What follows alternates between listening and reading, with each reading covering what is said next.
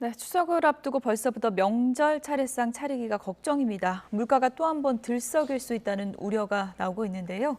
내수 진작 차원에서 추석 연휴가 나흘에서 엿새로 또 늘어날 것으로 보입니다. 경제 관련 이슈들 이인철 참좋은경제연구소장과 짚어보도록 하겠습니다. 어서 오세요. 네. 대한항공이 이제 탑승객 몸무게를 잰다 그러는데 사실 건강검진 하러 가서도 제일 싫은 게 몸무게 재는 건데 이제 비행기 탈 때 몸무게 재야 되는 겁니까? 비행기 타기 위해서 몸무게 잰다. 네. 내가 이러려고 비싼 값 주고 이제 항공권 끊었나라고 생각 드실 텐데 어떻게 응하시겠어요? 여행 가기 전부터 다이어트 해야 되나 이런 걱정하시는 분들도 생기고 있더라고요. 다이어트 안 해도 충분히 뭐 공개해도 상관은 없는데 저는 일단 비밀로 해서 비공개를 하겠습니다. 이제 숨은 살이 다 노출되면 안 되니까 사실 이게 우리나라만의 문제는 사실 아니에요. 그러다 보니까 대한항공이 어제부터입니다. 어제부터 오는 9월 6일까지 이제 김포공항 국내선 이제 승객을 대상으로 해서 몸무게를 공개하는데 네. 이게 어디에서 공개하느냐? 모든 이제 이 항공권 처리부터 시작해서 수함을 다 맡기고 항공기 탑승 전 모든 수속을 다 마치고 탑승 게이트 전에서 본인의 몸무게 플러스 휴대용 캐리어가 있잖아요. 그 두 개를 합하는 거예요. 아, 그럼 몸무게를 정확히 알 수는 없겠네요. 정확히 알 수는 없죠. 수함으로 합쳐지는 거니까. 합쳐지니까. 알 수는 없는데 근데 또 좀 깨름직하죠. 공개한다는 것 자체가. 그리고 이제 이게 국내선 이용객뿐만이 아니라 다음 달 이제 8일부터 19일까지는 인천공항 국제선 이용객까지도 측정 대상입니다. 만약에 이제 측정을 원하지 않는다. 나는 이제 몸무게부터 이제 이 캐리어 수함을 합한 무게를 공개하기 싫다라고 하면 의사표명을 하시게 되면 이제 빼주게 되는데요. 아마 상당수 거부감이 굉장히 커서 이게 좀 실효성 있나라는 생각도 듭니다. 난 안 재겠다. 근데 이런 분위기가 되면 막상 나는 안 재겠다 이렇게 말하는 것도 좀 부담스럽지 않을까요? 그거는 분위기예요.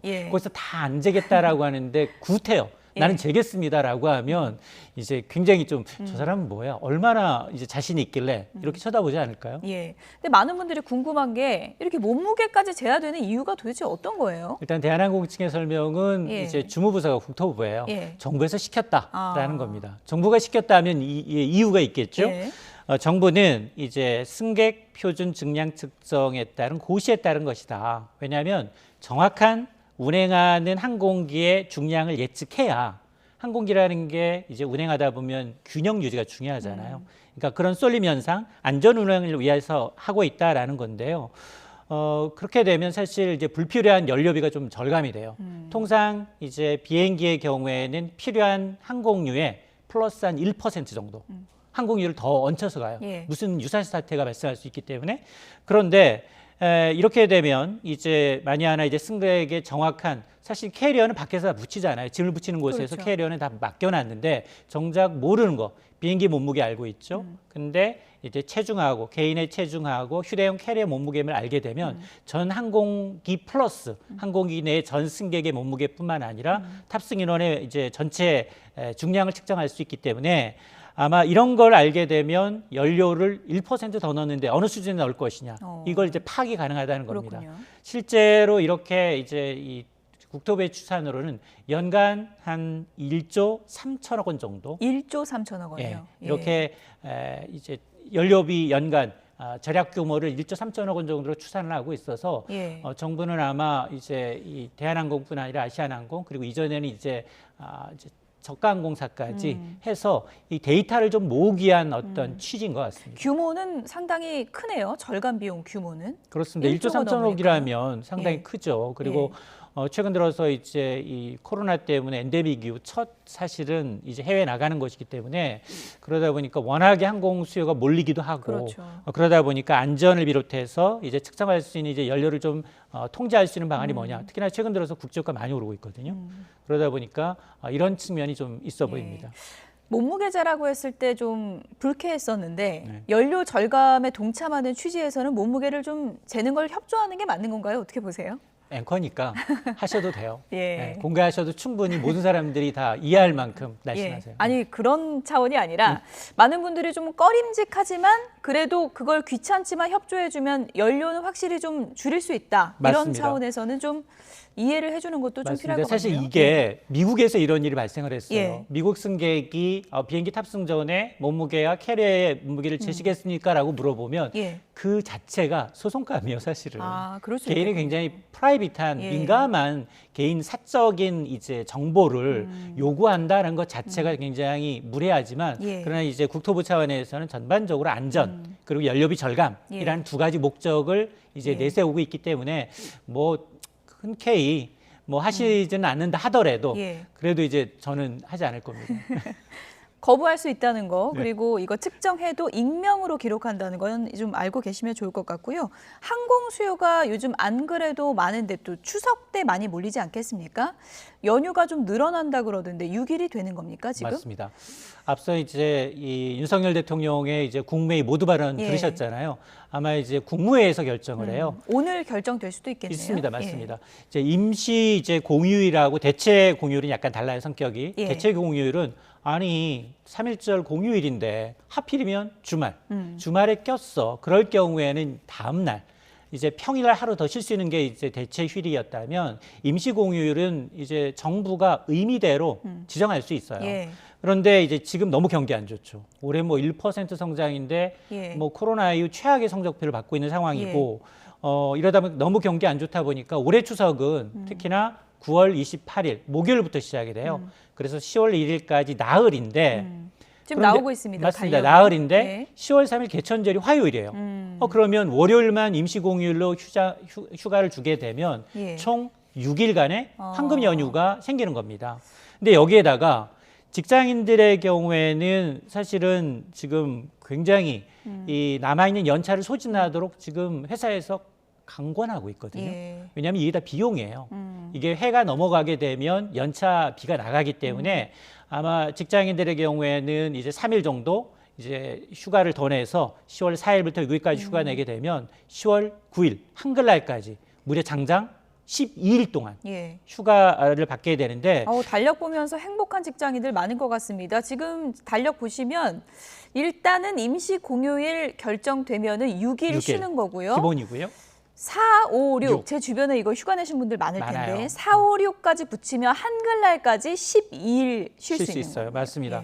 아니 선생님 제외하고 1년에 6일 내지 10일 쉴 수 있다? 몇 번 안 되거든요. 그렇죠. 자, 그러다 보니까 이 임시 공휴일로 인해서 좀 길게 쉬면 쉴수록 소비도 늘고 여행도 가고 뭐 선물도 좀 많이 하고 돈 좀 써서 지금 수출 너무 안 좋으니까 내수를 좀 부양시키겠다라는 의도가 있습니다. 근데 이렇게 12일까지 되면 제 주변에 보니까 기간이 기니까 해외로 가겠다 이런 분들도 꽤 돼서 그렇게 되면 내수 진작 효과가 없는 거 아닙니까? 맞습니다. 적게 짧게는 6일, 길게는 12일까지다 보니까 벌써 이 소식이 전해지다 보니까 정말 해외 여행 검색 건수가 늘고 있어요. 특히나 장거리, 그동안 못 가봤던 미주, 유럽, 중남미 검색 건수가 늘고 있고 실제로 지금 이 여행사들의 이제 통계를 좀 보게 되면 이 추석 연휴 기간 동안 중장거리 노선의 이제 문의가 50% 이상이에요. 늘었어요. 그러다 보니까 지금 SNS상에서도 임시공휴일 이제 지정 소식을 듣자마자 해외 비행기표를 좀 알아보고 있다. 눈치 안 보고 마음껏 쓸 수 있는 곳을 좀 추천해달라라는 글들이 좀 쇄도하고 있습니다. 자, 그러다 보니까 이게 지금 아니 지금 내수 부양하기 위해서 임시공휴일 지정해 놨더니 오히려 국내 여행에서 국내 내수 소비 진작이 아닌 해외 가서 돈을 더 많이 쓴다면 이건 또 부작용이 생기는 게 아니야. 그렇지 않아도 올 상반기 동안 엔데믹 이후 첫 해외 이제 여행이다 보니까 무려 1,000만 명 가까이 상반기에 외국을 찾았어요. 근데 반면에 외국인이 한국을 방문한 방문객 수는 440만 명 수준. 적자가 절반 수준에 그치다 보니까 거의 지금 여행 수지 적자로만 6조 원 넘게 지금 상반기 때 적자를 기록하고 있습니다.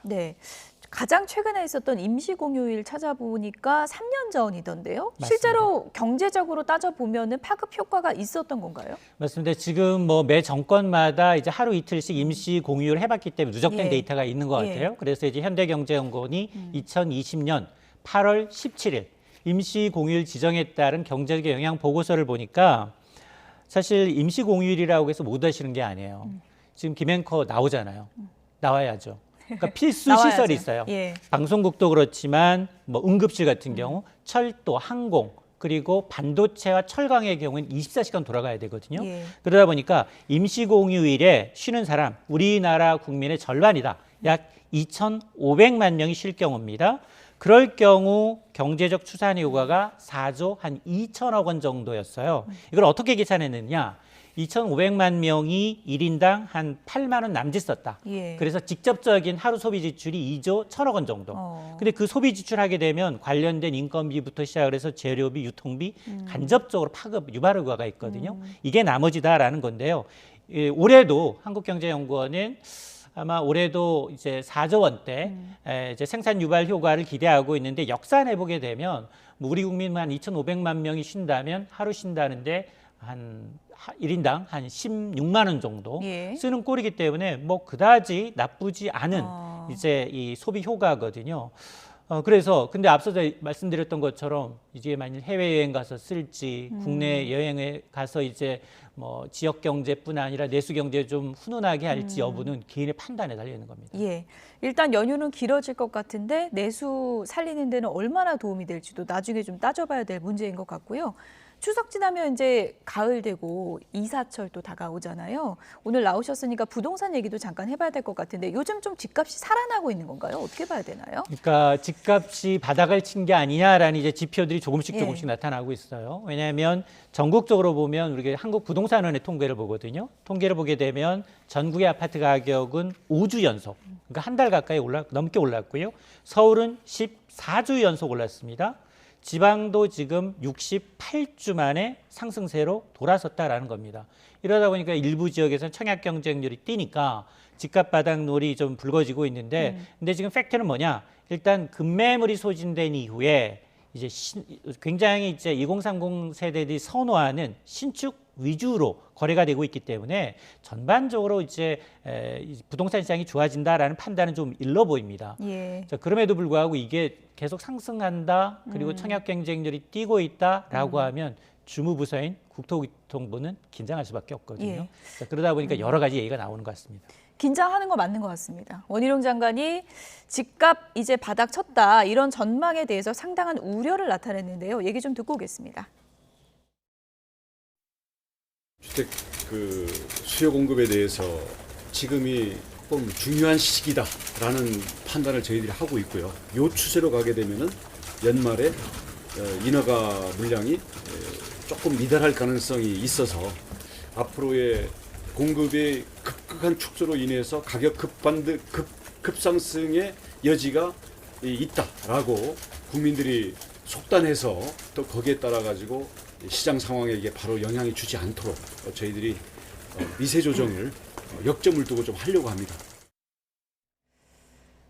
네, 꾸준한 공급 신호를 주겠다. 그러니까 집값의 급격한 상승을 막기 위해서 총력을 쏟겠다. 이런 의미로 읽히는데 어떻게 들으셨습니까? 맞습니다. 지금 걱정하고 있는 게 혹시나 이게 좀 불쏘시개가 되는 게 아니냐. 현 정부가 이제 부동산 침체를 막기 위해서 각종 규제를 완화했잖아요. 뭐 지역 규제, 대출 규제부터 시작을 해서 각종 뭐 청약 방법까지도 이제 개정을 해서 실수요자들한테는 좀 물꼬를 튀어놨는데, 근데 지금 2030 세대들이 계속해서 영끌하는 이유를 좀 들여다보면 이런 것 같아요. 주택 공급이 좀 줄어들다 보게 되면 나중에 집값 더 오르는 거 아니야? 라는 이제 심리가 있다는 겁니다. 자, 그래서 이제 미세 조정을 통해서 이걸 좀 차단하겠다라는 건데, 실제로 보니까 주택 인허가 건수는 미래 주택에 대한 수요를 예측해 볼 수 있잖아요. 공급을 예측해 볼 수 있는데 올 상반기만 27% 줄었어요. 그렇죠. 그리고 착공도 많이 줄었습니다. 주택 착공 실적은 반토막이 났어요. 50%가 줄었다라는 건 2, 3년, 3, 4년 후에 입주할 새 아파트가 줄어든다는 시그널이거든요. 거기다 LH 사태까지 이번에 있었잖아요. 맞습니다. 자, 그러다 보니까 지금 어쨌든 이런 추세로 가면 연말까지는 당초 정부가 목표로 했던 물량을 도달하지 못할 가능성이 높기 때문에 이제 구두 개입에 나섰는데, 다만 강조하고 있는 건 뭐냐? 이렇게 가격 조정을 해서 정부가 직접적인 개입은 아니다. 미세 조정이다. 미세 조정. 마이크로 조정이다라고 얘기를 하고 있는데 이건 뭐냐면 이전 정부가 계속해서 수십 차례에 걸친 이제 부동산 시장에 이제 시장을 직접적으로 개입하는 것을 봐왔기 때문에 예. 그런 전철은 밟지 않겠다라는 의미로 해석이 됩니다. 예. 그래도 대세는 상승세다 이런 게 시장의 전망이 굉장히 많던데 정부가 공급 신호를 주는 게 좀 영향이 있을 거라고 보십니까? 일단 구두 개입의 정도는 어느 정도 영향이 있을 거예요. 근데 실제로 구두만 개입이 아니라 지금 보면 뭐 중국도 그렇고 미국도 그렇고 부동산이 가장 불안한 예. 일간이거든요. 우리도 부동산 PF 이제 문제 때문에 정상적인 이제 이 공사 현장이 많이 줄고 있는 상황이에요. 거기다가 금리가 오르고 있거든요. 그리고 정부의 정책마저 여기서 규제로 돌아서게 되면 예. 부동산 시장은 또 확 꺾여요. 그렇군요. 그러다 보니까 지금 2030 세대들은 자기의 이제 소득 여건보다도 더 특례보금자리론이라든가 아니면 50년 만기 주담대를 이용해서 주택을 매수하고 있는 거기 때문에 금리 그리고 정부의 정책 이런 것들 그리고 이제 이 국제 금융시장 특히나 이제 미국 경기, 중국 경기가 또 침체로 빠지냐 안 빠지냐 이런 거에 따라 영향을 받을 여건이 굉장히 커요. 예. 그러다 보니까 이걸 지금 전체 부동산 시장이 완전히 확연하게 바닥을 쳐서 돌아섰다라고 얘기하시는 분도 계시지만 무슨 얘기냐. 아직까지 추세를 좀 지켜봐야 한다라는 이 주장도 있는 겁니다. 어쨌든 뭐 영끌을 이미 한 분들도 계시고 지금 이 시점에 영끌해서 어쨌든 집을 하나 사보자는 분들도 계실 텐데 지금 금리가요. 한국은행이 계속 동결을 하는데 내가 내는 금리는 계속 오르는 것 같거든요. 그거 왜 그런 거예요? 지금 보면 이미 이제 주택담보대출 최고 금리가 7%에 육박하고 있어요. 크게 이유는 두 가지예요. 예. 국내에서도 지금 보면 뭐 주담대 50년짜리가 뭐 불과 한두 달 사이에 2조 원 가량 팔리고 있잖아요. 그건 아직도 여전히 신규로 주택을 살려는 수요가 있다. 그러면 은행 입장에서는 대출을 내주기 위해서 은행채를 발행해야 돼요. 은행채 발행 물량이 상당히 늘었습니다. 또 하나는 미국의 10년 만기 장기 국채 금리가 많이 오르고 있어요. 예.